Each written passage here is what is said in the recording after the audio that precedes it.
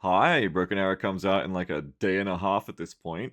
And like I said in my last video, I thought it would be nice to suggest a new player-friendly deck for people who are just about to get into the game for the first time, or maybe you've played the betas before but had a bit of a hard time there. I'm going to try not to make this video go on too long, so I'll try not to get stuck in the tangents of things that don't matter too much.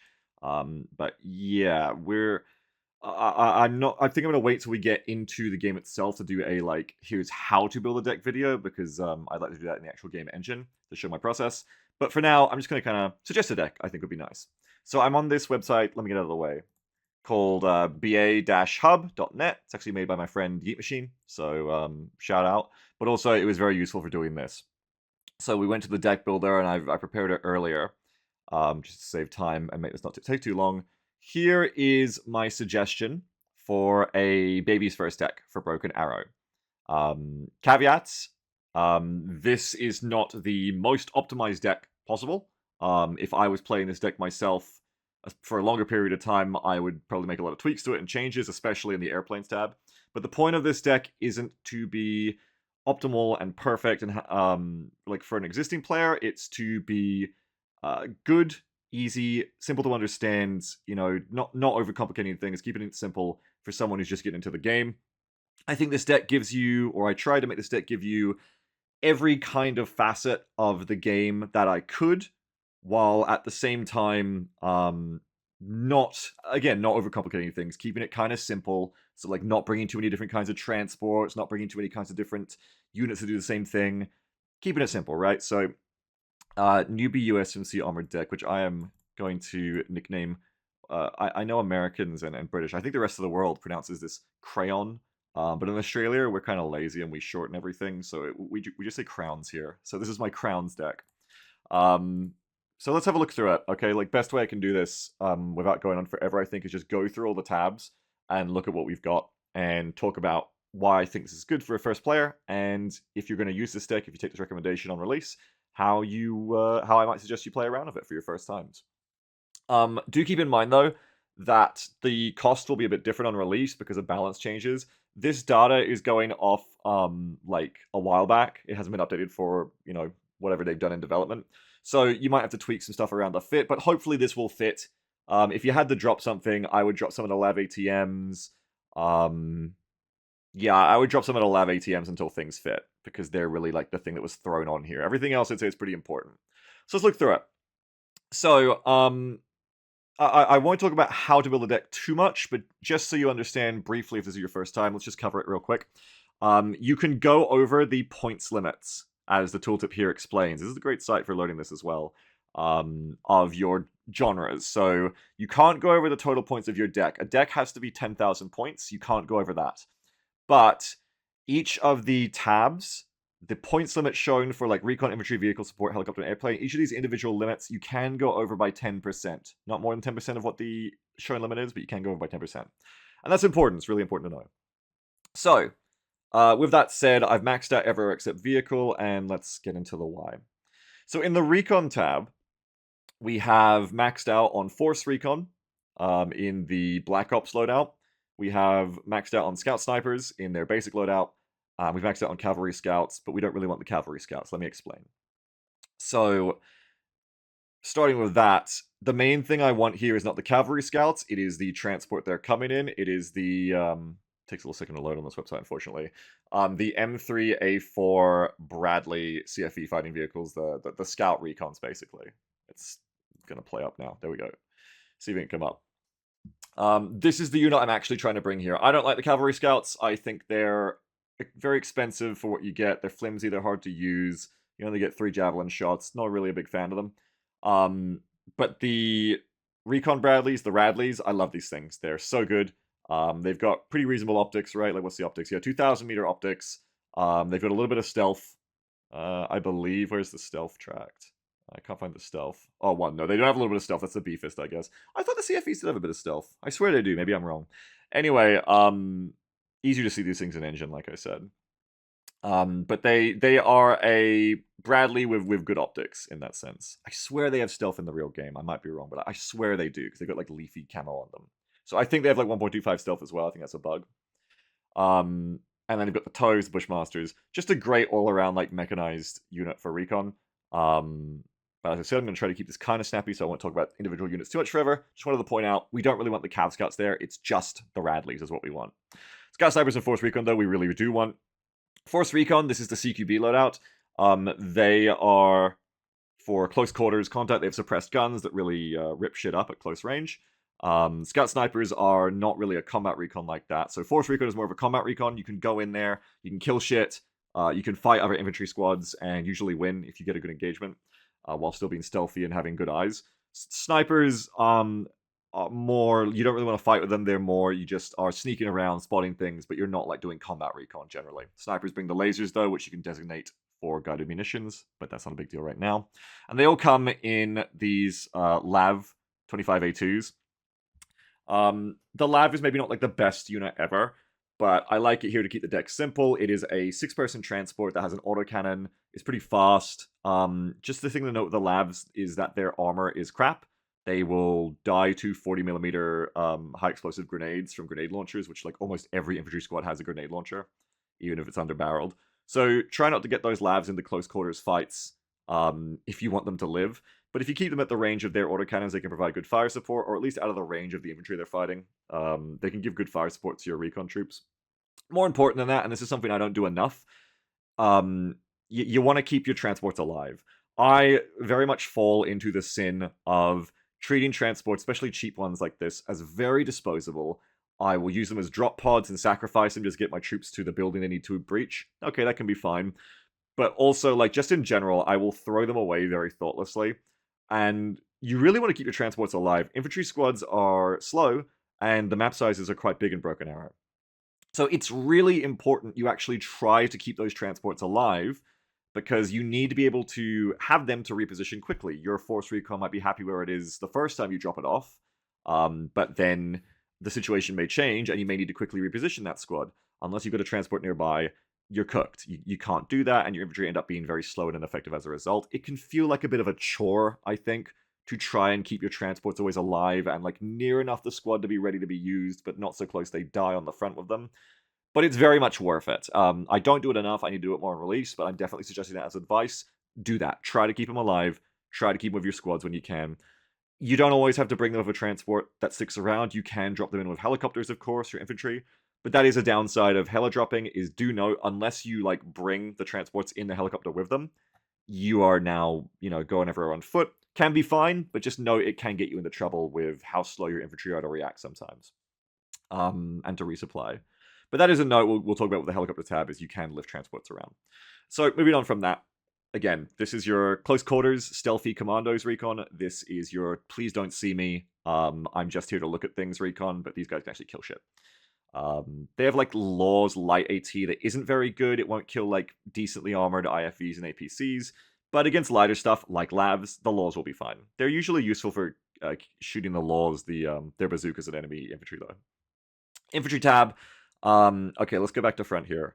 So in the infantry tab, we've got 3 mech riflemen and 3 mech riflemen AA, and they're coming in 3 AMPV transports. AMPVs sound weird when you first hear about them, even if you're a little bit into the army stuff.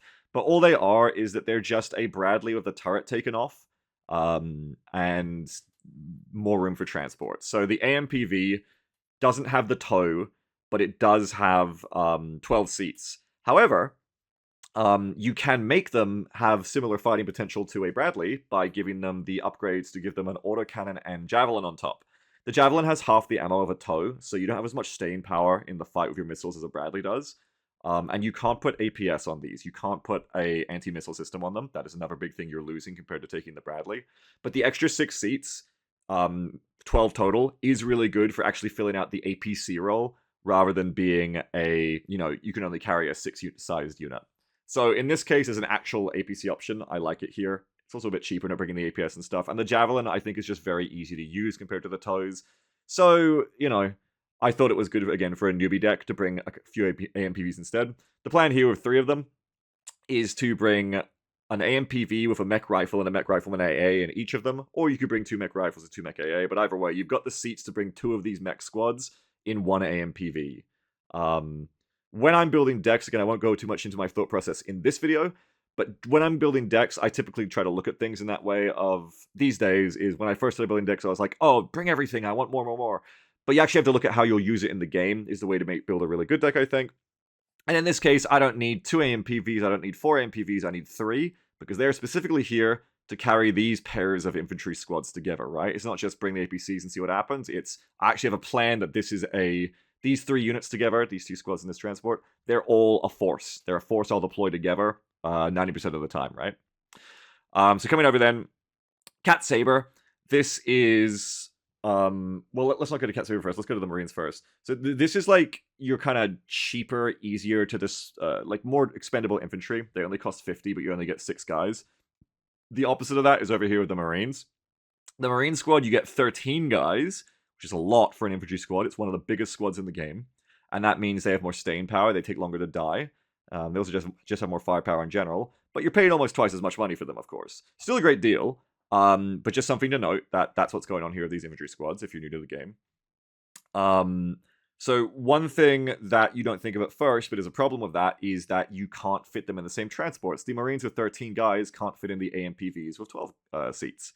And that's why the Marines' best friend is the AAVP, or the Amtrak for short, basically. These little, like, sand crawler things. Let me see if the website will cooperate and bring it up for me. Ignore the Reserve Marines thing. We have the full Marines upgrade. There it is. It's loaded. These little Amtrak things, these are great. They have 21 seats, which is absurd for a cheap light transport like this. I love them. Amtraks are so fun. They don't have as good armor as the AMPVs. They'll be penetrated easier by anti-tank weaponry, even lighter ones. But they should stand up to grenade launchers, unlike the LAVs that we talked about before. And they have a combination of a grenade launcher and a Browning, which is just great. And armor isn't everything with a vehicle. At the end of the day, if you're going to be penetrated either way by a weapon, it'll come down to your health. Like, better armor does reduce the amount of damage you'll take, but also it's not just like, oh, I got penetrated through the armor, I die. It's like, okay, now also, hey, I mean, you're going to get penetrated by rockets, but you have 16 health, you can take a couple of hits, it's fine. It'll do the job, right? 2 hits is good in this game. So, for a free unit, it's cheap anyway. They only cost like 65, 21 seats. They're great little things. They provide fire support with the grenade launcher and machine gun combo, which is fantastic. And the Marines themselves are a great fighting squad. They're easy to use because they last so long because of how many of them there are. So you're golden, just go ahead and get them in there. So I would generally recommend the playstyle here being you're when you're not really too sure of your attack, or you're just probing, haven't really got very good recon of an area, which you should then bring in more recon. If you've been watching my previous videos, bring more recon. But if you, for whatever reason, just kind of want to like see how you go with an attack, then I would recommend using these guys more. The mech rifles, they're more disposable. You lose a mech rifle squad, it's only 50. And obviously you need to bring the mech rifle AA for your anti-air options. The Marines don't have an anti-air launcher infantry, so mech rifle is the only way there. So good to bring it in general and have it around your lines, so that you have that AA amongst your lines, because otherwise you got to rely on vehicles, which are easier to spot and kill, and are more expensive. And also, these mech units are very cheap, so they're easy to just bring in and just leave in an area to defend it. You wouldn't want to defend an area with more expensive units if you can help it, because you've got to pay an income tax on that all the time. So better to use cheap units if you're not sure if the area will be attacked, but you want a bit of a safeguard there. But anyway, that's going back to the Marines. Yeah, use these guys for cheaper stuff, but then the Marines are your more higher performance infantry. This is for like, okay, I want some good infantry, some shock infantry, maybe not shock, but I want some good, more elite infantry to take on this area. That's when you can bring in your Marines. And again, just like we combo the mech rifles and the mech rifle AA with the AMPVs, I would say the idea here is to take this Amtrak with 21 seats and combo a Marine squad and a small squad. Assaultmen small are good, they're multi-purpose, they can fire high explosive rocket rounds at enemy infantry, which is very good for fucking them up. And they've also got AT rounds for taking care of enemy tanks. They're not, I think, as good at killing very heavily armored tanks as, for instance, the Rangers Roars squad in SOF might be. But that's fine. For, maybe don't expect them to take on a T-14 from the front. But if you get around the sides, you get around the rear, they're going to kill most stuff. So just use them like that general kind of like video game bazooka logic of don't do frontal attacks and they'll be good. And try to use them together with your main infantry squads, right? Try to be like, okay, the small doesn't attack first because they are weaker than the Marines, they'll die too quickly. When you're using these teams, try to have your Marines engage first, and then have your assaultman s'more engage afterwards. And that way the enemy's unit's AI will naturally be attacking the first thing they see, right? That's the plan. Take aggro of your Marines, let them tank. That's the role of conventional line infantry generally, is to tank in engagements. For longer ranged anti-tank work, and that is an important thing, you have the Cat Saber squad. Again, let me try to pull up the unit card here. This unit is quite eclectic. I don't typically like this kind of unit in my decks, for whatever reason. But I am, I think when in USMC Airborne, you don't have any other ATGM options than the in infantry squads than the USMC big weapon squads. So that's what we're using here. So they come with like 8 guys. They cost quite a lot with the upgrade I've got on. It's very expensive. I don't know if this is the most optimal unit, but for a new player, it'll be fine, right? Like, as a new player, you are not going to die because you paid like maybe a little bit more money for something than I, Beaglerush, personally think is 100% worth the value of, right? It's fine. It's like a few seconds of income. But what you do get out of paying that premium here is you get a unit that can kind of do everything. We can't really take on helicopters at long range, but with the Browning, the MAM-2 Browning here, the heavy machine gun, they actually can kill helicopters at closer ranges, funnily enough. The AGL is good against infantry, so that's fine. It's a little bonus they throw in. You have a large squad, so they're going to last a bit longer. They're a bit chunkier. This squad is as big as a lot of line infantry squads in other specs, like Airborne. 8 guys is a lot. And then the big thing you're bringing here is the TOW. It says 2-2A there, but ignore that. We've got the upgrade for TOW 2B. So you're getting a launcher that has, like, is it 4? Is it, can we see here? I want to get that to update properly so we can see what it does, how many shots we get. I can see we get 6 shots. Doesn't show the right stats for TOW 2B, though. But what you are getting is a top attack that can kill any tank in the game. So you're only getting 6 shots. You have to reload semi-often after an engagement. But you're getting a long-range missile launcher that can hit the top armor of tanks, which means it can take on anything. It can still be intercepted by APS, by anti-missile systems, but that's, you're going to get that. If you want to get around that, you typically have to use more than one squad at a time. So if you had 2 Cat Sabers covering each other, or if you had Cat Saber plus Assaultman S'more, you can like kind of burn through the interval time. But that's getting a little bit too deep for this video, so let's move on from that.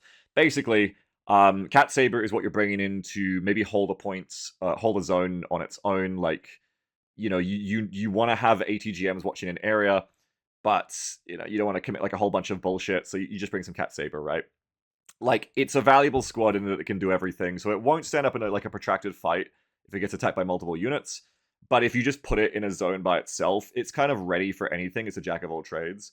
Other than that, it is your only long-range AT option in your infantry tab here.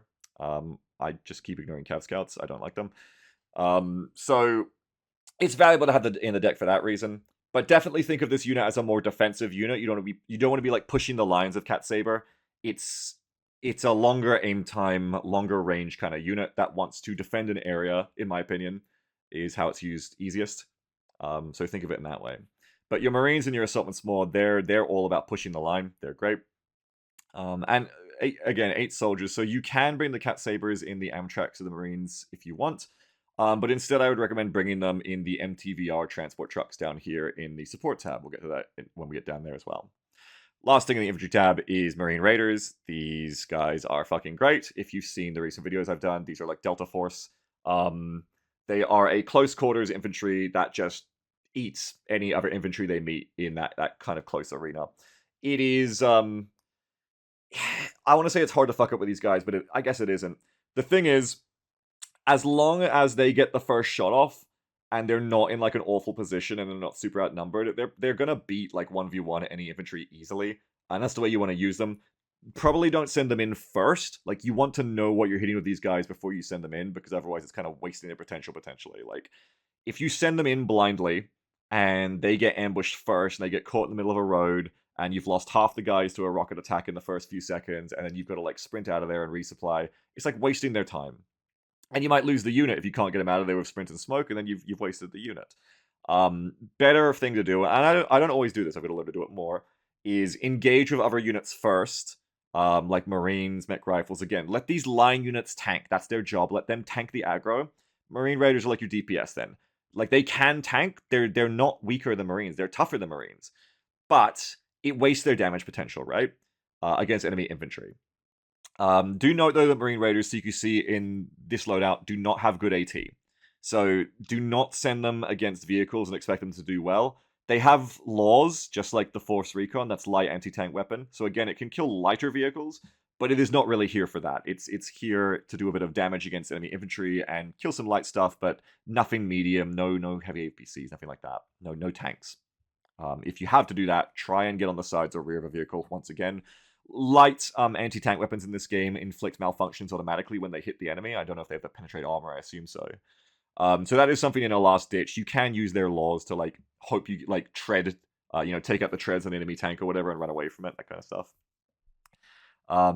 But yeah, I mean, ideally also, rather than engaging first to find targets, you've got your Force Recon and Scout Snipers spotting the enemy first, and you go, okay, run in, do a raid of the Marine Raiders, kill them, then get out again before the enemy responds with artillery or reinforcements to fuck up your unit.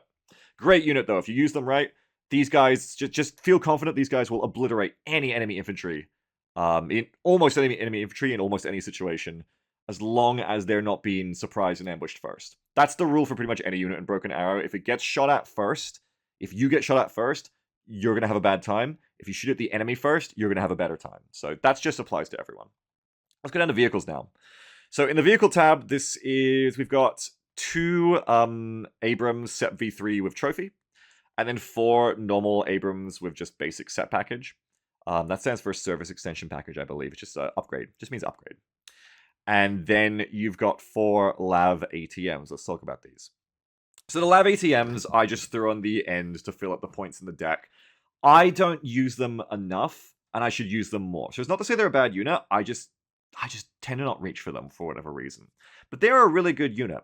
So the LAV is still flimsy, just like the LAV 25A2. But these units are pretty cool. Again, let's see if the card will come up and refresh for me in time. These units are pretty cool because they're pretty cheap. At base, they're only 60. I've made them almost twice as expensive by giving them extra armor, a defensive smoke pop, and a modernized weapon system. Again, for a newbie deck, I think it's important that all of your options are most of your options are as potent to get against everything you run into as possible. Like a more optimal deck, a more experienced player might go, I'll bring the LAV ATs with the old version of the weapon system, and I'll use them for light to medium vehicles. I'll attack.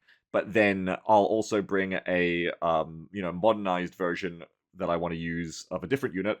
I'll bring the modernized weapons there to fight heavier tanks, and I'll use my lighter option against my lighter enemies, and da-da-da-da.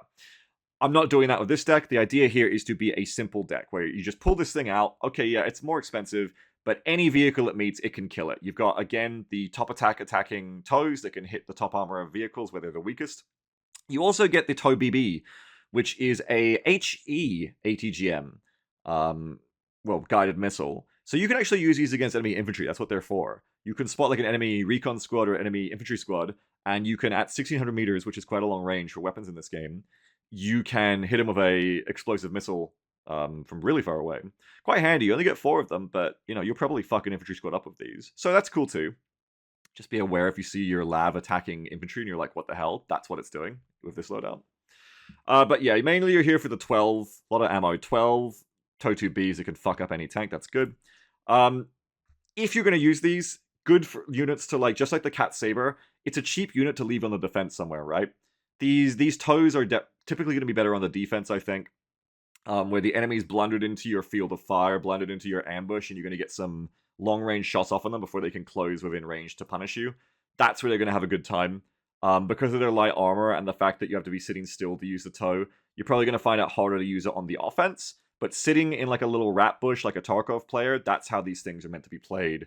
So, let's not say meant, but that's like the simplest way to play this unit and what I'd recommend when you're starting out. Then we have the M1A2 Seps.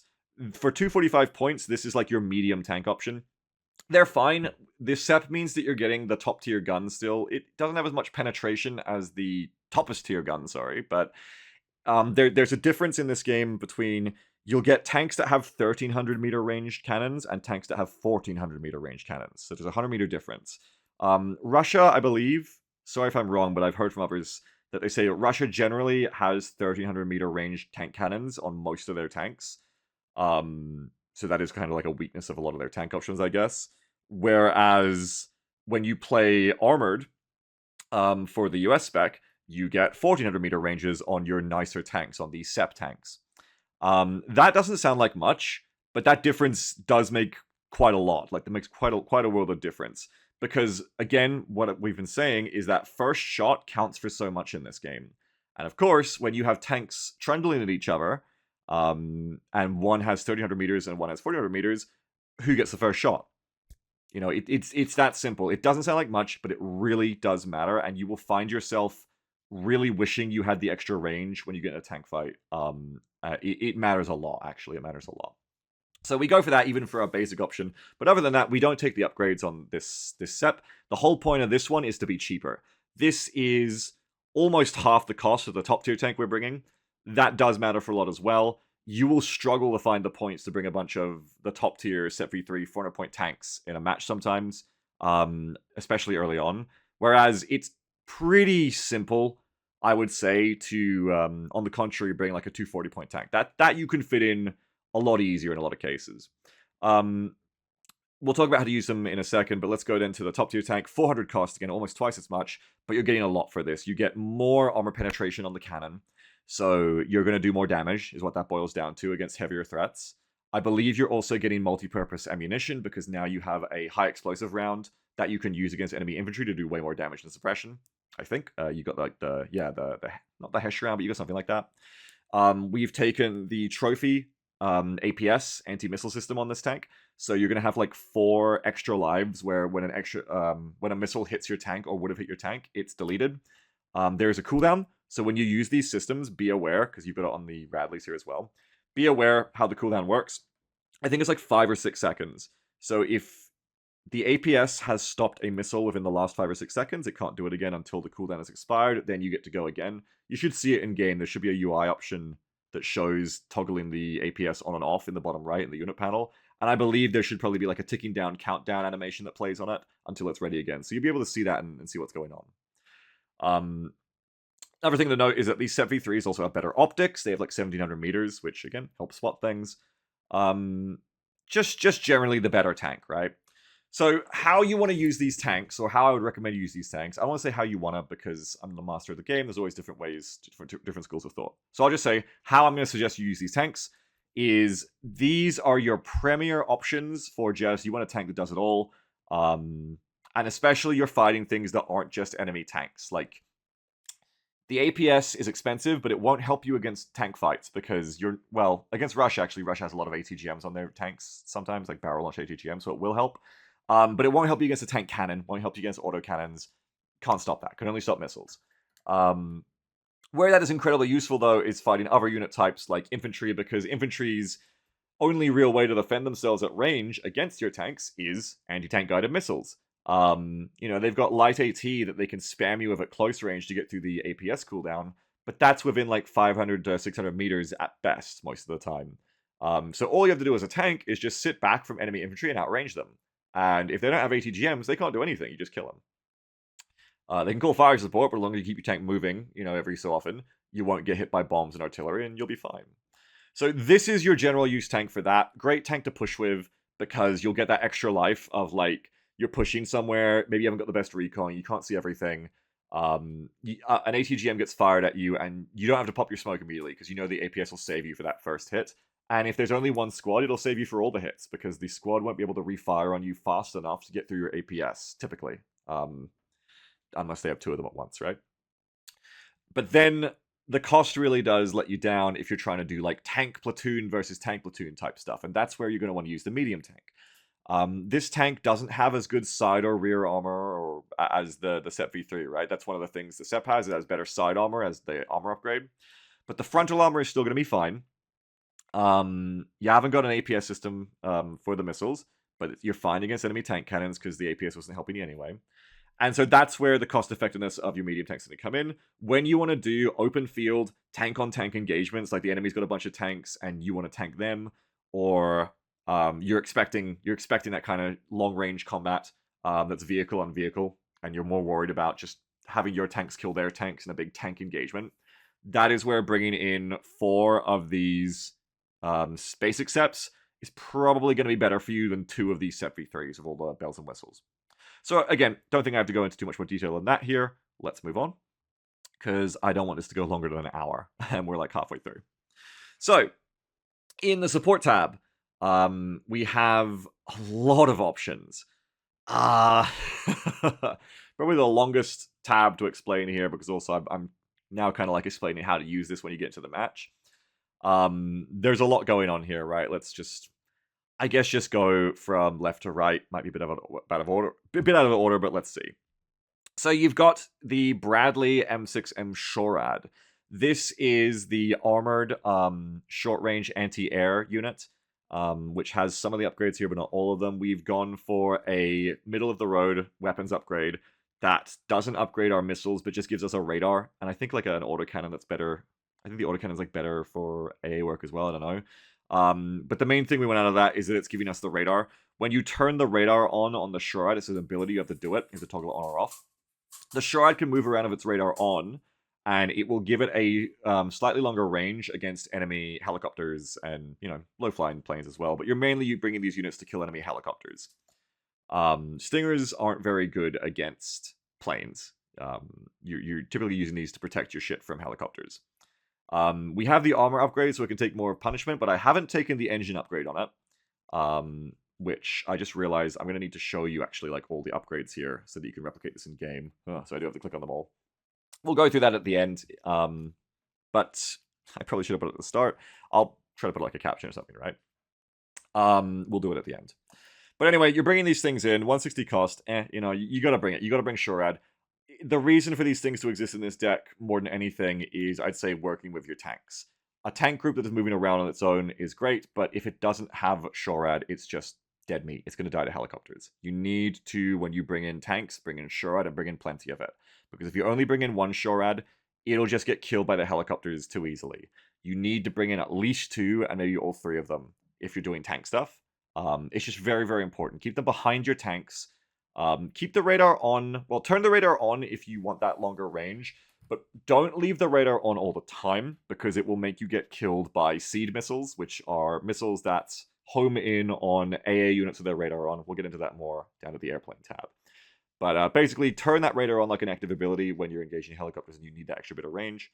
Otherwise, probably safer to leave it off so you don't lose your Shorads to seed jets who weren't even here for you but just randomly kill you. But yeah, keep them behind your tanks. Not too far behind because you need to actually stop the helicopters when the helicopters show up, but not too close so that they die to everything else. Keep them in the line. Let the tanks tank. Shorad is here to be your support. Moving down the line in AA, we then have the Patriots. Patriots are a different kind of role. They are not short-range air defense. This is your HIMAD. It's your high to medium altitude AA. These are the big things. They don't move around with your tanks. They sit behind in a safe place. They turn their radar on and they don't move. They can't move around with their radar on, and having their radar on is pretty important to give them that doubled range.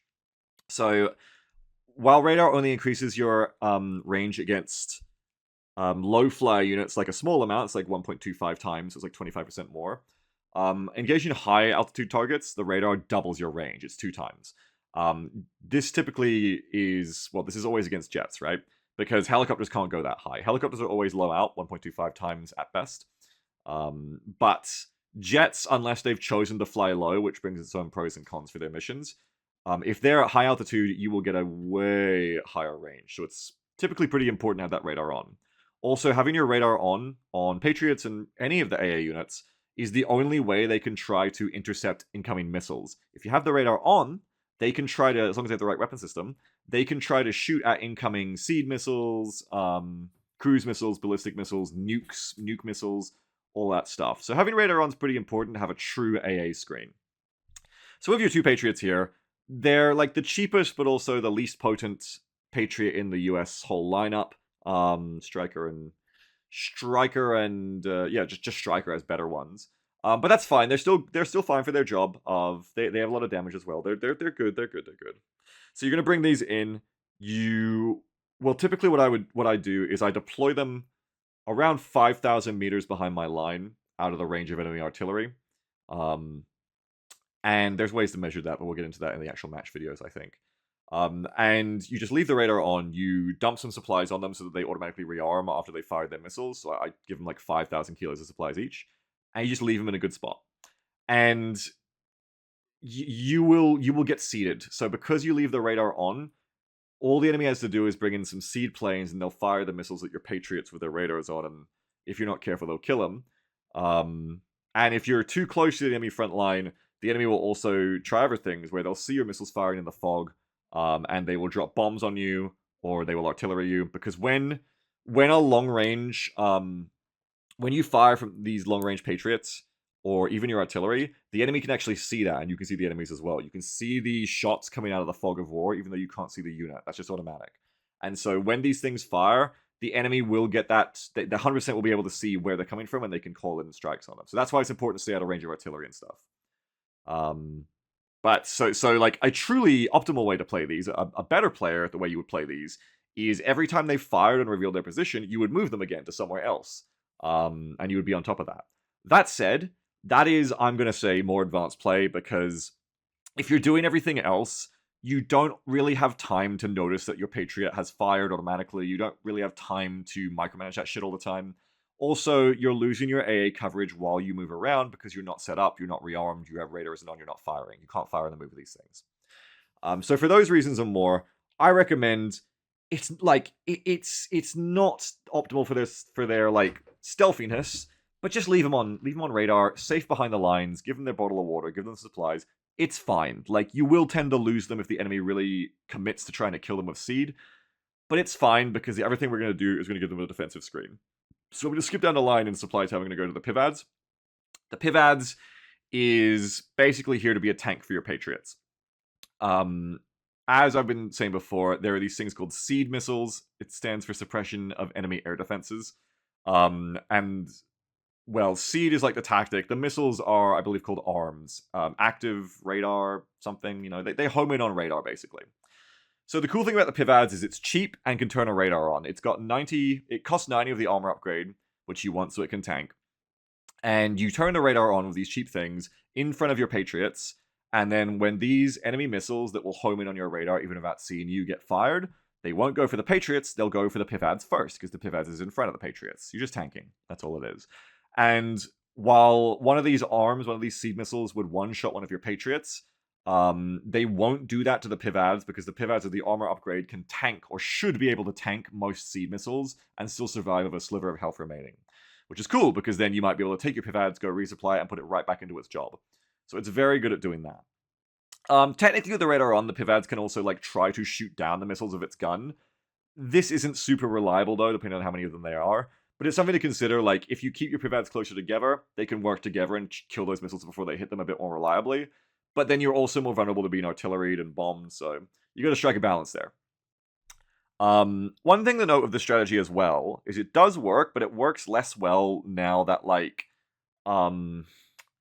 basically there's like a logic to not overkill for missile launchers in this game.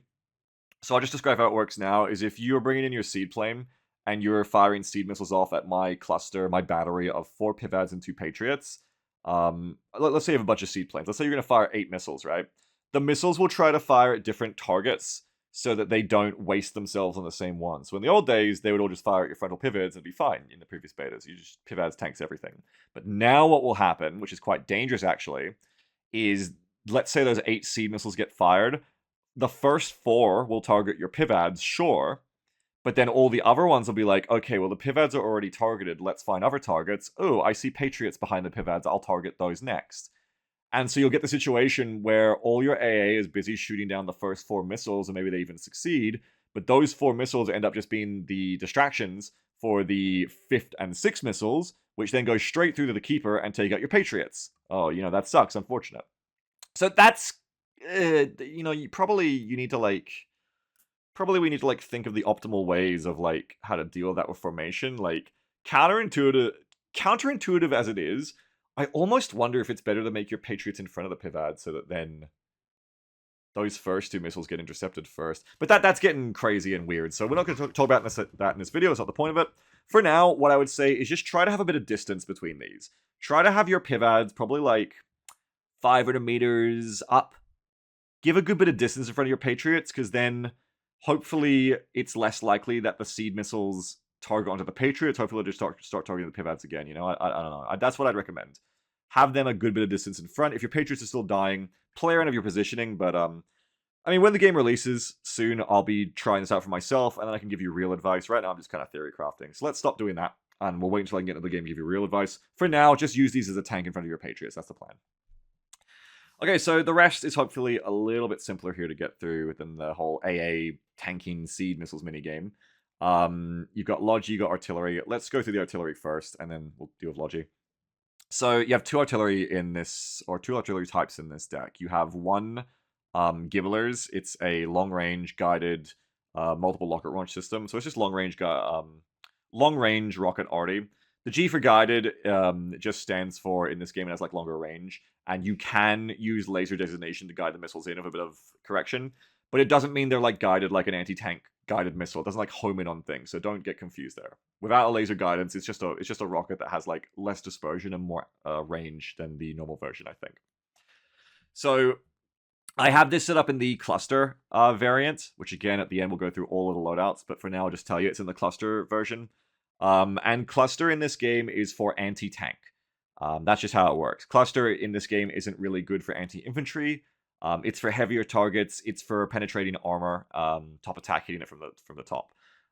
That's not to say that the uncluster version can't kill tanks with good hits, but it's harder, right? Cluster is very much optimized for getting good, big AoE damage on enemy tank groups and medium vehicles and stuff. And then you have your paladins. These are going to be cheaper in the full game. I think in the press beta they were like 140, so they're going to be cheaper. This is just basic howitzers, basic long-range tube artillery. These are in the HE configuration, so that's just for killing everything else. So you're going to use the long-range rocket gimblers here. This is for killing enemy heavy armored vehicles. And then the paladins, you're going to use these for killing everything else that you don't like. The paladins with HE will struggle to kill, armored vehicles. So they'll do fine against everything else, though. They'll fuck infantry up. They'll work their way through infantry and cover in buildings. They'll kill supply dumps. They'll do it all. This is just, you don't like it, blow it up with these.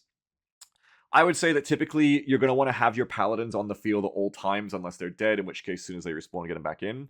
But the gimblers you can kind of pass until later unless you actually need either the range or the anti-armor capability of it, right? This is more you bring it in when you need it. But the paladins, as I've been learning in my recent press match review series, you need to have artillery on the field. It won't feel fun at first trying to like balance this as a new player, and you'll be like, oh, I'll just do artillery later. Don't. Start right from the start. Set these guys in a hotkey. I put my artillery on 6 every game. And just get into the habit right from the start of playing Broken Arrow that whenever you see something, whenever you see a red unit, you should want to kill it. And to kill it, reach for your artillery. You'll see an enemy, you'll be like, I haven't got any units near it. Doesn't matter. As long as you see it, call artillery on it. Just fucking kill it. But the big thing about using artillery is shoot and scoot. Never sit still. When you fire, you'll get a fire window. You'll hit T to do your fire window is the default hotkey, I think. That's your fire mission button. You'll get a window down in the bottom right, and it'll come up with like a bunch of different options. The one you'll want to change is there'll be like a number of like artillery shell icons. You want to click on the one that's furthest to the left. That is the short one, the least shots in a salvo. And so what'll happen is you'll go down from doing 6 shots in a salvo on the medium setting. You'll go down to doing 3 in a salvo on the short setting. And then what you want to do, use your paladins to target fire artillery on an area, and then hold shift to queue up a move to move somewhere else as soon as their shots are done. And we'll go into this more in actual match videos that I'm going to do when the game comes out. But just get that into your head immediately. Never sit in the same position for too long of artillery, because again, the enemy can see where your shots are coming from your long AA and your artillery, right? They can see that. So when the enemy sees your artillery shooting, they're going to send a bomber or artillery of their own to blow your shit up. Now, you're going to have a bit of time while they react, even if they're instant on their reactions. But that's why it's safer to stay on the short salvo and move. Even if you want to do 2 salvos, just go, okay, T, click on the target, then shift right click over to somewhere else to move away from where you were so you don't get bombed, and then keep holding shift to keep queuing up orders, and just go T, and click on the target again. And then shift click away again. And then your unit will end up going bang, bang, bang, bang. Okay, move, bang, bang, bang, move. Did too many bangs the first time, but 3 shots, move, 3 shots, move, and you can set that up in like 5 seconds of shift clicking, right? Easy. And now your artillery is safe. That's the way to go. All right. We'll get more into the tactics in actual videos, but rest of the support tab is Lavels and MTVRs. So Lava L is your ambulance ground logistics transport, well, truck, supply truck, and MTVRs are your they can bring infantry in them as well, supply truck. I think it's important to have both. Like just because I haven't got something in this deck doesn't mean it's not good. Like I didn't bring mortars in this deck. I think they're good. I want to use them more on release. But you only have so many unit slots to fit in. It's not just the points cost, but also you only have 1, 2, 3, 4, 5, 6, 7. You can only fit 7 different unit types into a tab as well. That's just how it is. So I thought none of these were things I wanted to cut, and I think it's important to have multiple logi types. So Lavelle is your ambulance, is what I said. These are your delivery trucks. They're very cheap. They can only bring 2,500 kilos of supplies, but they're here for me to do spot healing with this deck, okay? So you bring these things to the front. They cost you almost nothing to hang around because the cheaper unit is, the less upkeep it costs per second to keep it there. Like you're losing less income. Very easy to call in thoughtlessly because they're so cheap. Fill them up with resources, and it's only 50 to bring them all in because you pay 25 points for 2,500 kilos of supply, which is their limit. And you just have these hanging around. You want them on the front line, or how I use them is I want them on the front line, or not on the front line, but near the front line so they're ready to react. These are your paramedics. These are your ambulances. When someone gets in trouble, these are the guys who go in to save them.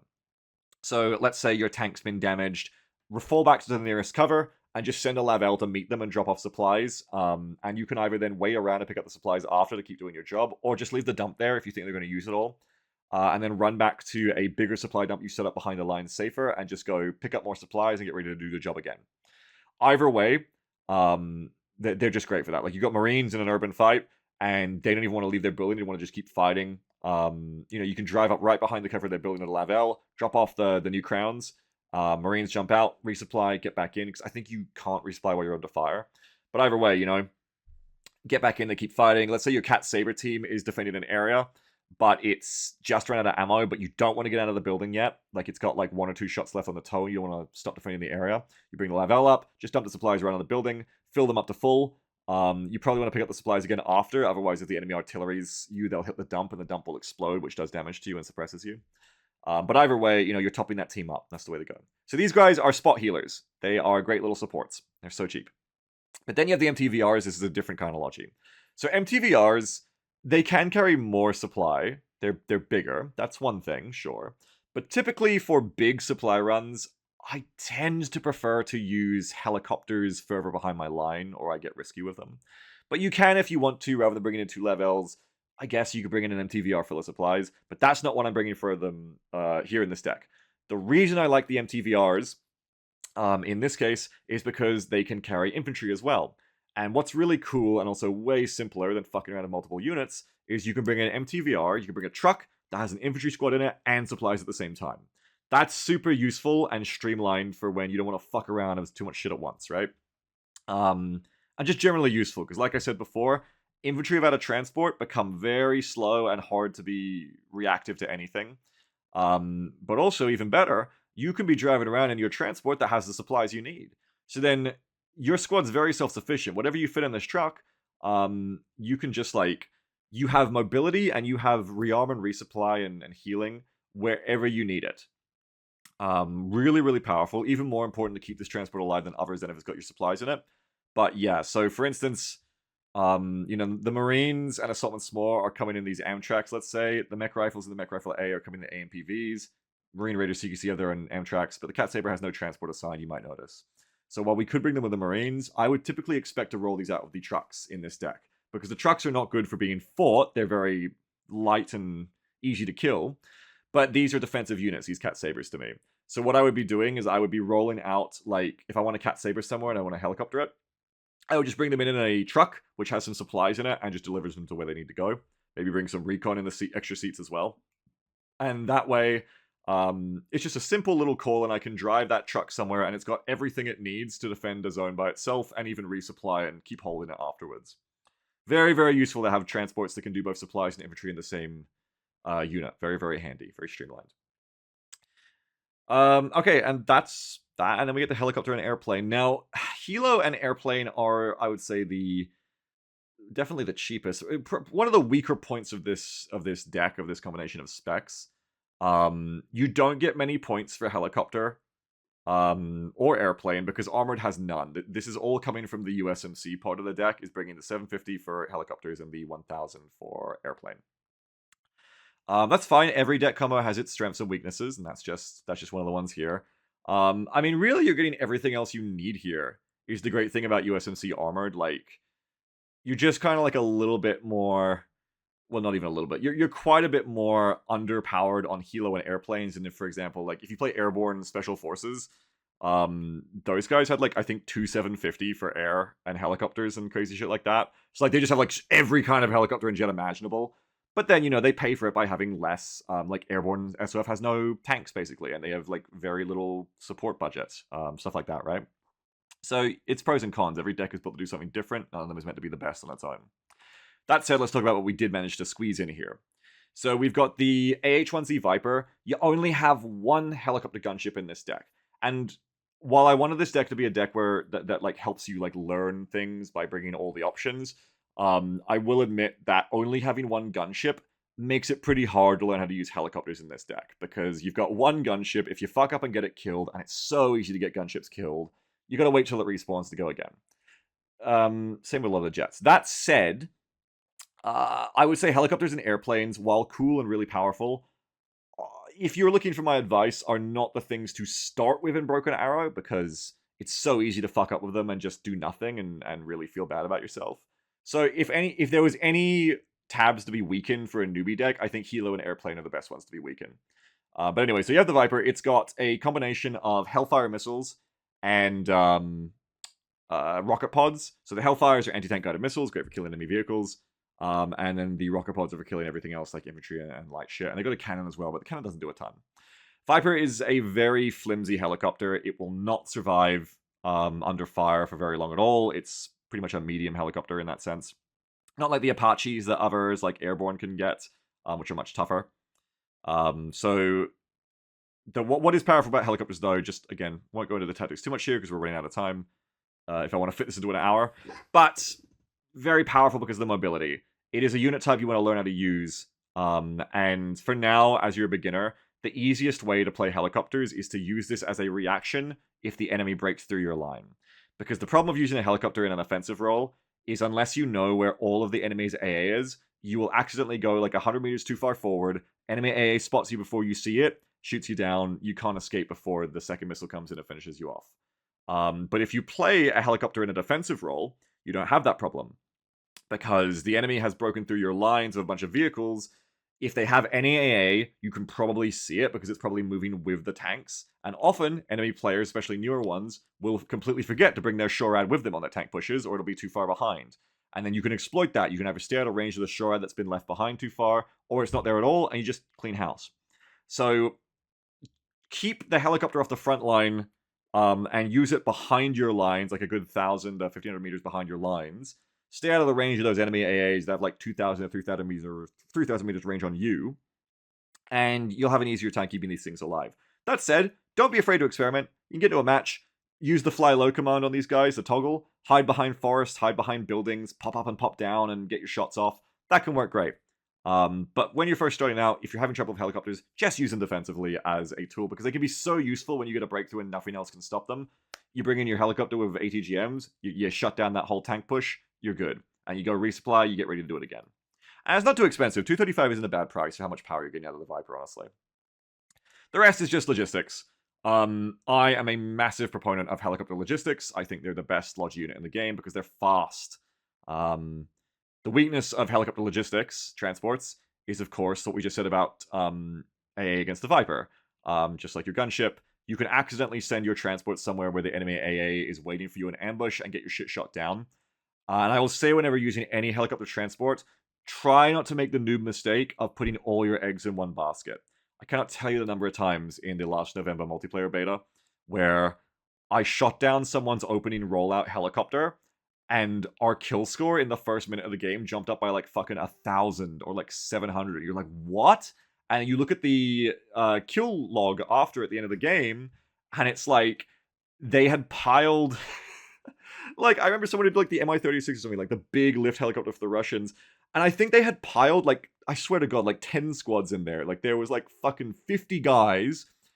Uh, each of those squads may be cheap on their own, but like together, you've got like 500 to 600 cost of infantry in that one helicopter. It dies to 2 missiles, and you're fucked. That was your whole rollout. And in that particular memory, that guy like quit the game afterwards. Like he was just done. Try not to make that mistake. It is the way I play. I typically tend to bring more helicopters and spread the infantry squads between them, rather than going, oh, the Osprey has 32 seats, so I got to fill them all, or I'm not making use of them. Right? I think it's like 28 actually, but whatever. Don't fall into the trap of thinking you have to fill every seat. You don't. That's a bit harder with this deck because the Venom only has 6 seats, so you can't really bring anything but Recon. And then the Ospreys and King Stallions have like 30 seats. You don't really have anything in between. It's easier when you play the Airborne deck because Airborne gets Blackhawks, and those are like 80 cost, and they have 12 seats. It's perfectly cost effective and the perfect number of seats for most of the things you want to do. But here, you just have to pay a bit more for your transports, but still try not to overfill them. Just because you're bringing an Osprey doesn't mean you have to fill every seat. Let's talk about the transports, by the way. So, like I was saying, Venom's your small option. We've got 2 of them here that we were able to fit in this tab. I wasn't able to fit the rockets on here because it cost too much. I would have run over my max. But you can put rockets on them. I didn't here. They're good for like being a cheap option to bring in Force Recon and Scout Snipers or a little bit of supplies. Handy to have those. Then you've got the Ospreys. These are, well, let's talk about the King Stallion first, actually. King Stallion is the opposite, 150 cost. So, over twice the cost of the Venom, but it lifts way more. Again, you have like 30 seats, so you can bring a ton of people in, and it's okay to like fill all the seats if you're sure you won't get shot down or pretty sure. Like if you're doing behind the lines drop-offs, sure, like, bring like 2 or 3 squads in the King Stallion. It's fine. But being a bit more risky near the front, be careful of that. Anyway, the King Stallion is very good. It can also lift vehicles. Every like flying transport in the game can lift vehicles. There's just like a lift weight. So it's not the anvil. You'll see 2 stats on them here. Let me pull it up. It should be on here. This anvil, this weight thing, don't get confused and think that's their lift weight. That's actually how much the vehicle itself weighs. The King Stallion here weighs 30,000 kilos. This is what you want. The heavy lift capacity is how much weight it can carry. So you can carry 16,000 kilos of supplies, or you can carry a mix of other shit. The thing to note with how this works, because it's not totally apparent at first, is that this like fluctuates not entirely 1-to-1 based on what you bring. So if you bring like 1,500 kilos of other like vehicles, I think you can fit more than 1,000 kilos of supplies as well. I don't know, maybe I'm wrong on that. But like for instance, like if you bring like a bunch of infantry, do note that like infantry weighs stuff, so you'll be able to bring less other stuff. Like everything eats up the heavy lift capacity is what I'm saying. But that said, you kind of got to work this out before the match a bit, or you just like spam and see what you can get into it in the match. But you can bring interesting combinations, like 16,000 is the biggest heavy lift helicopter I think the US gets. So you can do rollouts where, how much does an MTVR weigh? You go to the unit tab and you see how much it actually weighs, right? So see how this says 13,200 kilos? That's less than 60,000 kilos of the heavy lift capacity of the King Stallion. So you can bring an MTVR in the King Stallion. And you'd have 2,800 kilos left over to fit other stuff. You can bring some supplies, bring some infantry, da-da-da-da-da. Experiment with what you can bring, but that can be very potent for rollouts. Heavy lift helicopters are great for this, where rather than going all the way to the front line and getting shot down, you can get a King Stallion and you can put in an MTVR into it, and then a Marine squad or whatever else you can fit, and some supplies. And then what you do is you fly near the front line, but safely behind it, drop off everything, and then fly home, and then the Marines and everyone get out. You load the Marines and the supplies into the MTVR, and boom, you drive off. You're set, right? You're just like fast deploying your vehicles, which is really, really cool. I don't know how much the lavs weigh. Let's check. But the lavs would probably be a lighter, better option for that. Oh, they're almost the same weight. They're 12,500. But you could drop off a lav as well of your squad. It's just good stuff to keep in mind that you can do that. So that's the King Stallion. The Osprey costs the same, and it does have a heavy lift capacity, but not much of it. Only 6,500, so you can't bring those vehicles we were just looking at. You can probably bring a Humvee if you had one. The big thing about the Osprey is its speed. It is the fastest transport helicopter in the game. It's basically a plane. It goes 500 kilometers an hour, while the King Stallion only goes like 300. Most helicopters don't go over 300. The Osprey goes almost double their speed. Extremely useful for being able to do that. You do pay quite a lot, but again, it's got like 28 seats, so it's quite a big transport as well. Much more seats than it has heavy lift. And yeah, just the fact that you can get places so quick makes it a great transport to quickly go, oh, I need that here now. Very useful for that. So yeah, you're just using the Venom for light jobs, King Stallion for heavy ones, and Osprey, I would say, is your general use infantry transport for like, oh, I don't want to bring in a vehicle or a bunch of supplies, I just want Marines somewhere. Or even just like you just want to have a smaller amount of supplies somewhere quickly, you can bring the Osprey in. But yeah, that's how you use them. This is mainly your infantry transport. This is your heavy lift. This is your light. And then finally we get to the airplane tab. Let's wrap this one up, huh? So the airplane tab, this is the least like how I would build an actual deck that I personally want to play, because I really value having redundancy in my decks. So I would probably drop these expensive Hornets and bring cheaper Harriers instead, but bring like 2 of them each, if I could.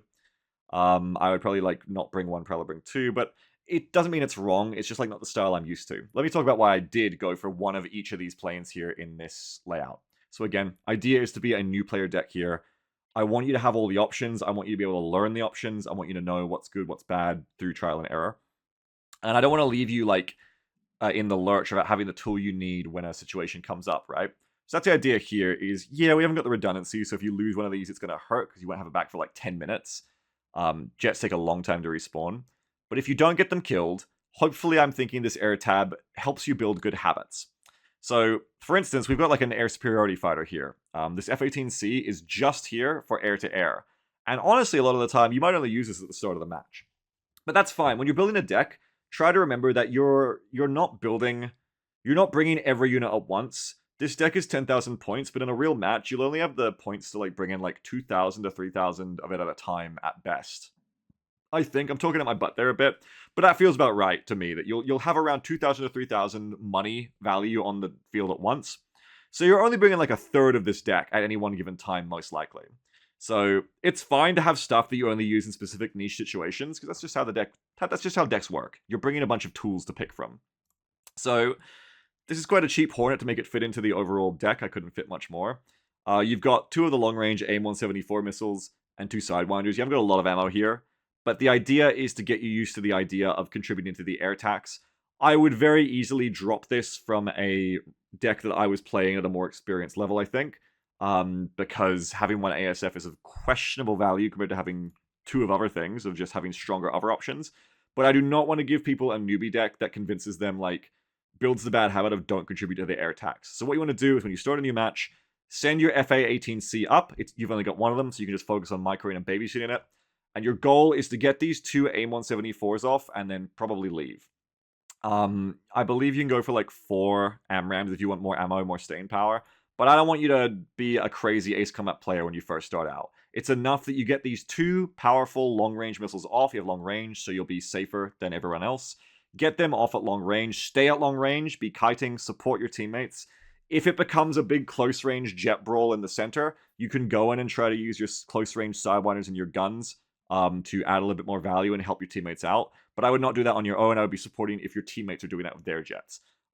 Because you also got to be careful. Don't fly in and like bait yourself into the enemy spawning ground at their side of the map early on, right?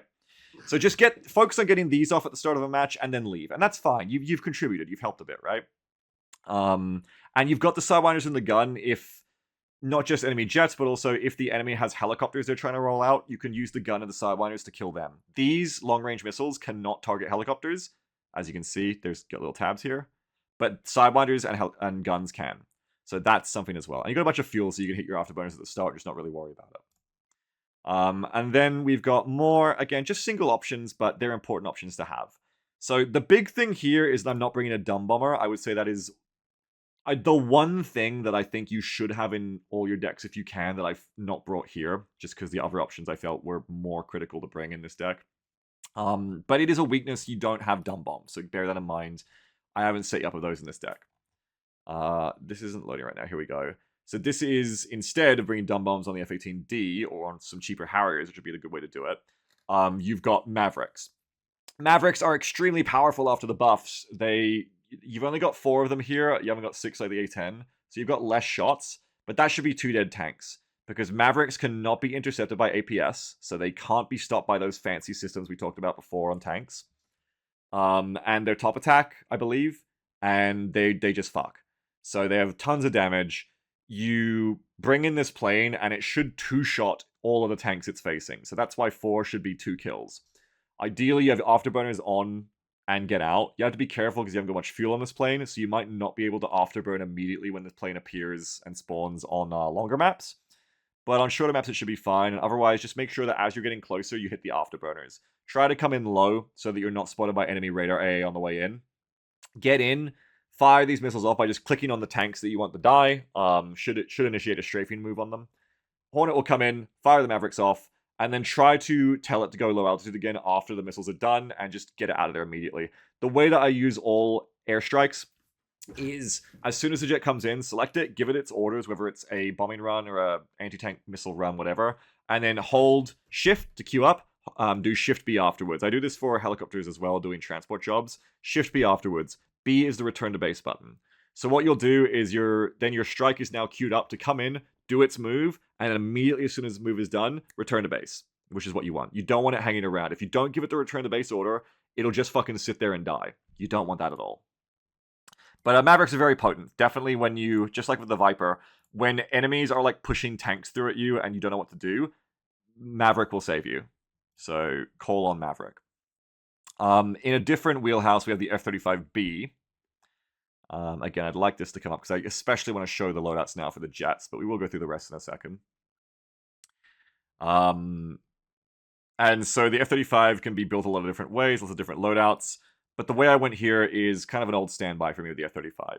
Now, the F-35 is a little bit expensive for what you're getting in terms of weapons, I suppose. It's probably the most finicky option to use here. Precision bombs used to be the easiest thing to use, but they are more finicky now. And that's why having a dumb bomber is important, because a dumb bomber is much easier to hit with these days, especially a target on the move. Whereas the F-35, you've got to be pretty precise with your precision weapons. That's just how it is. But what we are getting here is stealth, and that's super important. 2? That's got to be a bug. I think it's 1.75, right? There's no way the F-35 still has 2 stealth. I don't believe it. But these, the stealth either way is very, very good on F-35s. They also have ECM as well to avoid missiles when they come in. But the stealth means that you get spotted later than when you're on the way in, so you get your strike off before enemy AA can try to intercept you. It also tends to mean you get out better, I think, because... yeah, it's not that like they lose sight of you quicker, but when I say I think I know, I just logic check myself. The reason it helps you get out better is because you're spotted later in your run. Typically F-35s on not too risky attacks that like don't try to penetrate the enemy front line. Attacks on the enemy units on the front line, you will typically get your bombs off around the same time that the enemy spots you. And that means that there's just less time for the missiles to intercept you. So you're already running by the time they fire on you a lot of the time, which means you tend to get away from the missiles before they can catch you. That said, AA is really powerful these days, so be careful. We'll get into that in a second when we look at the Prowler, the seaplane. But in general, the loadout here is Stormbreakers and JSOW. It's important you understand the difference between these weapons, because JSOW, like we discussed before, is a cluster weapon. That means it's anti-armor. You're not bringing this to blow up infantry or other light targets. It won't do much to them. But it will fuck tanks up. It doesn't care about armor. It will penetrate that shit. It has a really wide cluster AoE. So if you can just get this on a bunch of tanks that are kind of close to each other, or even just one tank or 2 tanks, you will fuck that tank up. You won't kill it with a single JSOW on its own, if it's full health, but you will inflict like every malfunction on it known to man. Like you will debuff the shit out of it, you will fuck up all of its systems, which makes it way worse, and you will typically leave it on like very low health. That's awesome. Even though it feels better to kill them and you don't get the points if you don't kill it, you are accomplishing the job of like bailing yourself out if you are struggling with tanks like this. You just bring in the JSOW, you land it on the tanks are fucked up, they can't really hurt you anymore. You either finish them off if you were in a fight with them with your units that are actually on the ground there, or you just fuck off and go, alright, eat shit, your tank sucks now. Either way, you've made a big problem for the enemy, and it's just a great quick reaction, stealthy platform to bring it in with. When you need tanks killed and your Viper is either dead or not in position, you call in the F-35 first and you land that JSOW on those tanks. A lot easier to land if you laser guide.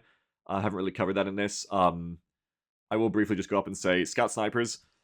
Run out of voice, sorry. Need to wrap this up. Scout Snipers come with a laser designator. Hotkey is N by default, or it was. Here we go, 2,400 meters range. And you can use that with to click on an enemy target. It'll apply a laser to them, as long as your snipers don't move again. And any munition that can work with the laser will then home in on the laser and be more accurate as a result, because it'll, like, if the tank's on the move, it'll be like, no, I'm going to hit that tank. I'm going to home in on the laser instead. It is worth noting that the F-35 has its own laser. This is really important to note. The F-35 does not need scout snipers to laser for it. So this is something to do when you're doing your strikes with the F-35, is when you're dropping that JSOW, always get into the habit of then hitting N and laser designating your target as the bombs are dropping. Because that is going to make your shit land better. Even if you're already on target, even if the enemy isn't moving, there is a difference between a bomb that lands like slightly on target, but like maybe it's like a centimeter off, compared to a bomb that is going to land perfectly on target because you laser designated it. It does make, this matters more, not with the JSOW, but if you're using JDAMs like 1,000 pounders, 500 pounders, it matters more. Definitely keep that in mind. It matters. And like I said, you can do it yourself. So very, very good feature of the F-35. The other bomb type here is the Stormbreakers. These are very cheap, which I love about them. They really can't do much against anything that isn't a light target. They're quite small, they don't do a ton of damage, and they can't really penetrate anything. The advantage of Stormbreakers is, one, they're cheap, so that's really good. Two, you get more than one of them. You get 3 in a bundle. So you'll have to learn the way this works in match, but basically, when you target precision munitions, you hit P to start targeting with them. But it matters how many times you press it. So if you only have 1 precision munition, like 1 JSOW in your whole plane, you press P once, you click the target, you drop a precision bomb, you drop your JSOW. But if you have 4, like in this loadout, you're going to have to hit P 4 times. 1 for the JSOW, and then 1, 2, 3 for the extra Stormbreakers. And then I believe you have to click that many times too. So you'd go P, P, P, P, and you go click, click, click, click, left click, blah, blah, blah, blah. And that's going to give you different targeting areas for each bomb. And the order might change. I think it depends on what order they're in here. I want to say that the port side bay, the top bay, gets picked first. So if it's Stormbreaker, then JSOW. PPP is Stormbreakers, then the last P would be the JSOW, last click. But either way, you'll figure it out as soon as you do it once, right? The important thing is you understand that you can do that. You can set these bombs to be in different places. Now, PGMs got nerfed, precision munitions got nerfed, so that you have to be aiming for longer, so you can't really do this off the hip when you're close to your target anymore. But it's still really good. You know, in advance, when the plane comes in, decide where you want the bombs to hit, and as long as they're in generally the same area, you'll get to drop all of them at once. If the bombs are too far away from each other, your plane will actually have to, like, aim again and, like, fly to different areas to do them. Like, it's not magic. But in general, in, like, vaguely the same kind of battle space, you can, like, hit, like, things that are, like, kilometers apart. And that's great, because maybe you fly the F-35 and then the enemy has, like, 3 different AA units on supply dumps that you can see, but you only have the 1 bomber. That's fine. Come in, PPP, click, click, click. Click on each of them independently, and the F-35 will dole out 1 bomb to each of those spots. It's terrific. Again, you have to work out which bombs in the order here of your different munitions, but once you got through that, it's fucking awesome. And that's why, even though PGMs are less useful for general air support now than they were, and dumb bombs are better for, like, the typical airstrike you think of, like, I need this area flattened, while that is true, PGMs are still really good for being flexible like that. The way you can hit multiple things at once that are nowhere near each other in one airstrike, super useful. I definitely recommend that. Use the F-35 for punishing enemy AA when you can get away with it, because this is your plane of the stealth that can get in close to the enemy AA that you can see, drop bombs on them, and as long as you actually kill the AA, you've probably not got enough shit shooting back at you, and you can probably get away with it. But we're going to talk about the last part of that now, and then I will wrap up. Is the Prowler. And before I do actually move on, I'll say something else. Just so you know, I'll cover this in another video as well, more directly perhaps, but just so you know, you do pay for the bombs that you don't bring home. When you refund your unit, when it returns to base, and this applies to ground units, you can refund them too if you're brand new. When you refund your unit, the amount of money you get back is less if you are coming home with less ammo and with if you're hurt. So with a plane, if you get back to base full health with all your ammo unspent, you get almost a full refund. If your plane has 1/4 of its health left and you've dropped all your bombs, you will get way less money back. It's still important to do because you're denying the enemy kill points, and you will still respawn quicker than how long you have to wait if the plane dies. But again, also, your respawn timer should be longer to call it back in again if you're hurt as well, I think, because it takes time to repair. But either way, it's still better than dying. Anyway, something to consider. So, like, for instance, I like to have the Stormbreakers first because they're the cheapest. So then if I go in and I want to hit 3 things with the Stormbreakers, but I don't want to use the JSOW, I can do that. Whereas if the JSOW was first in my list, then I have to use the very expensive JSOW every time, even if I don't want to drop it. So something to consider is don't drop all your bombs just because you have them. You don't have to. Anyway, to the Prowler now. Again, we only have one of them, which when I'm running jets, I like to have a couple of them so that I have a backup while the other one's dead or busy rearming. That said, we don't have that here, we just have the one, but here is the Prowler. The Prowler is our seed plane. We talked about seed before, so if you were listening, you should already understand what's going on. If you skipped, Cliff Notes is this plane fires missiles that automatically seek out and destroy enemy AA pieces with their radar on, even if you can't see that piece. This is not you targeting an enemy AA piece. This is if an enemy AA piece has its radar activated, the Prowler with the harms here will just automatically detect it when you come within range of the enemy. When you come within this 8,000 meter range of the enemy AA, you will fire off the missile. This might change on release, this number. You might fire off the missile, or you will fire off the missile automatically. You don't do it. You don't tell it to do it. It just happens automatically. Off the missile goes. That's why these things are very powerful, because you don't need to know where the enemy is. You can just like blind fire this out and punish enemy AA. Now, as we've talked about before, enemy AA with their radars on will be able to see these missiles coming and intercept them. So it's a numbers game. If you only bring in one Prowler, it's going to be hard for you to get through the amount of anti-missile defense the enemy has. So you're not really going to be overwhelming AA nets with this thing, right? On its own, that's not the goal. But that said, what I do think it's important to have this in the deck for is to get into a good habit with your strikes. So this is for me too. This is something I have not been doing in my decks up to this point, is I never call in Seed to support my strikes. I've been a bad boy. I've learned the bad habit of the only time I tried to call in Seed would be if I'm trying to kill enemy AA, which isn't what Seed is, that's Deed. But anyway, destruction of enemy air defenses. But anyway, that's the bad habit I got in. I'm very smooth brain. It's very much just like, oh, I just call it in to kill shit. And that is not the only way to use these planes, as people have been pointing out in my comments. You can bring these planes in to just suppress, as the name implies, the enemy AA. So let's look at how you might use this single Prowler is any of these other options I talked about. You're bringing in the F-35, or let's start with the others. You're bringing in the F-18 Hornet with Mavericks to kill some enemy tanks. Okay, don't bring it in alone. Bring it in, sure, but at the same time, or a little bit ahead if you can afford to. Probably can't because Maverick's quick reaction. Bring in the Prowler. And then what's going to happen is the Prowler is going to fire off its harms, which are going to target the enemy AA that is threatening your airstrike. And if you time it right, what happens is that your harms, because they get targeted by the enemy AA, will tank for your Maverick, or for your sorry, it's not called Maverick, it's called F-18D, your Hornet, but your Maverick run. Because even though it's an advantage that enemy AA can target those missiles, there is then the disadvantage of they can get distracted by shooting down those seed missiles. So there you go, you do that, and then, it ups the percentage chance that your Hornet's going to get away with what it's up to. Probably the better examples are the F-35, right? Because that's an offensive strike you can plan. The Maverick's probably going to be a reactive defensive strike. You don't have a lot of notice.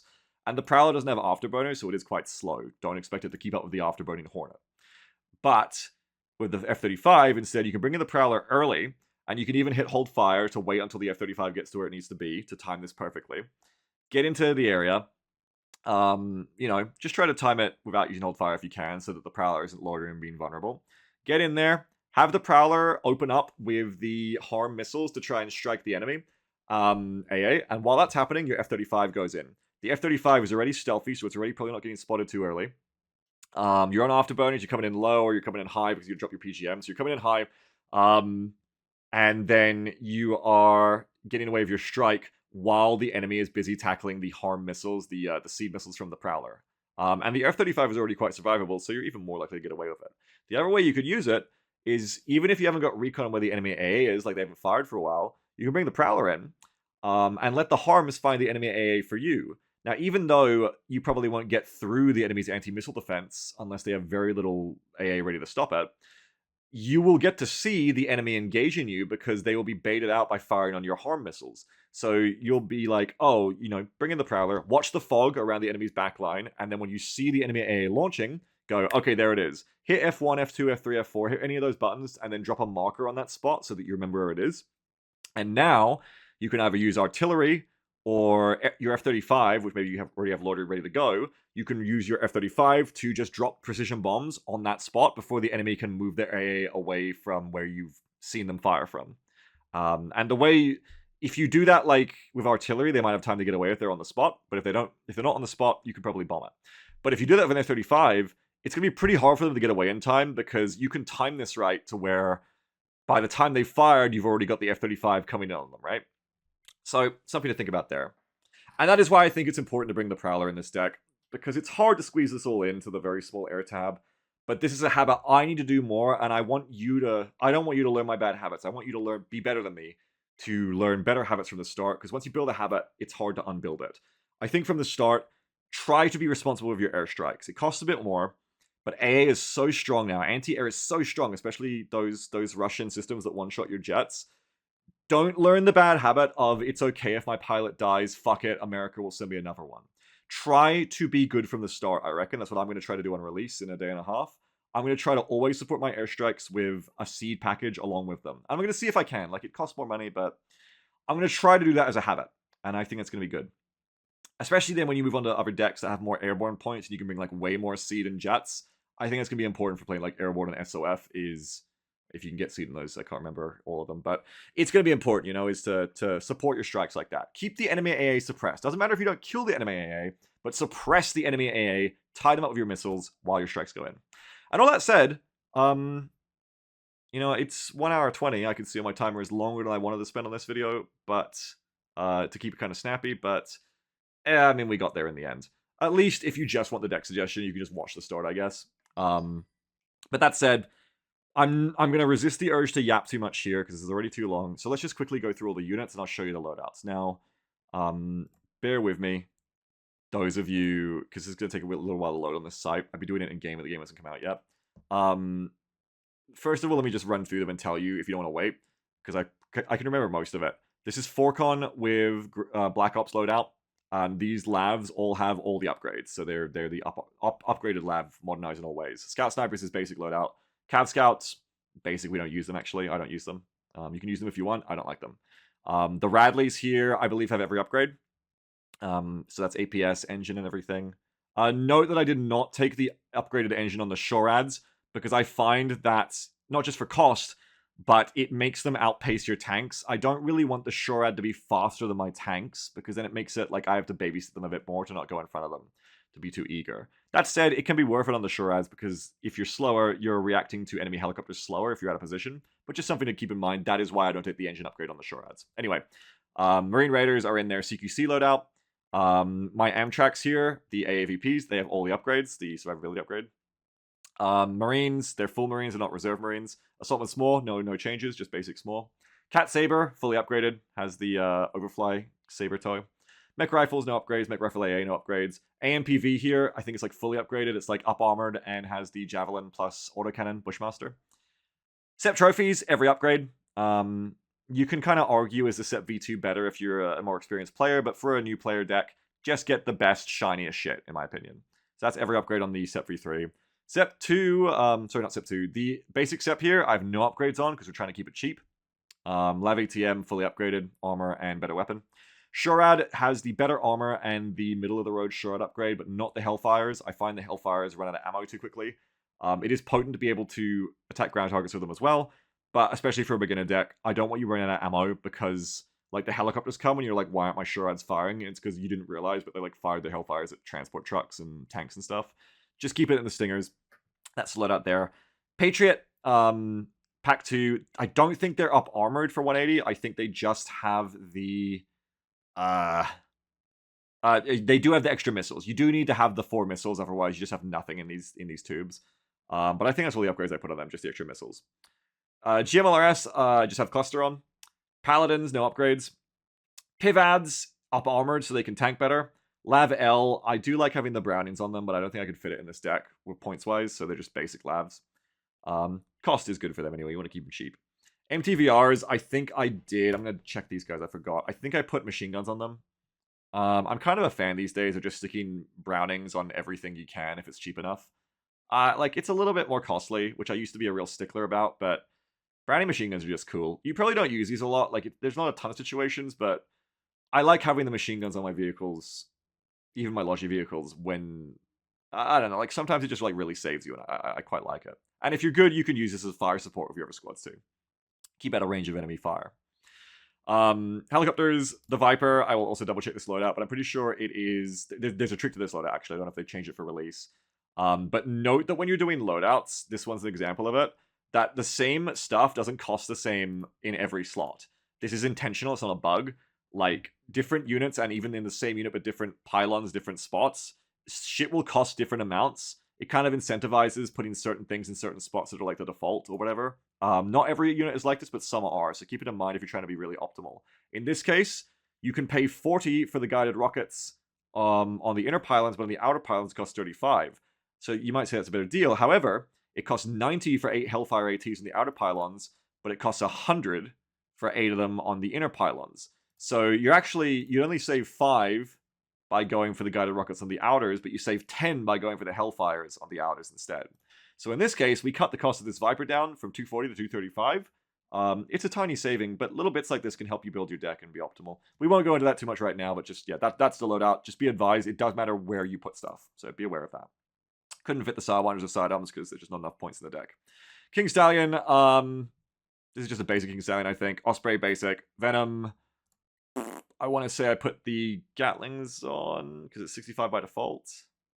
Yeah, I've got the miniguns on them. It's like cost barely anything, and unless you use this in kind of a fire support role, it's more for self-defense, but, you know, they're cheap as hell. I like putting the miniguns on Sumi. Then in the air tab, we just went through the jets before, but again, because I'm going to direct people here, I'll just go through it again. The F-35, let's go, load it up. The F-35 is too stealthy and I can't see its weapons. Let me try the other ones, because I'm impatient. Yeah, our Hornet here is, you take both the Mavericks, you take nothing else. These guys have very low fuel that loadout, but... No! No! Not now! BA Hub! Oh, fuck. Should have wrapped the video up, BA Hub, come on. No! No! I can remember the rest.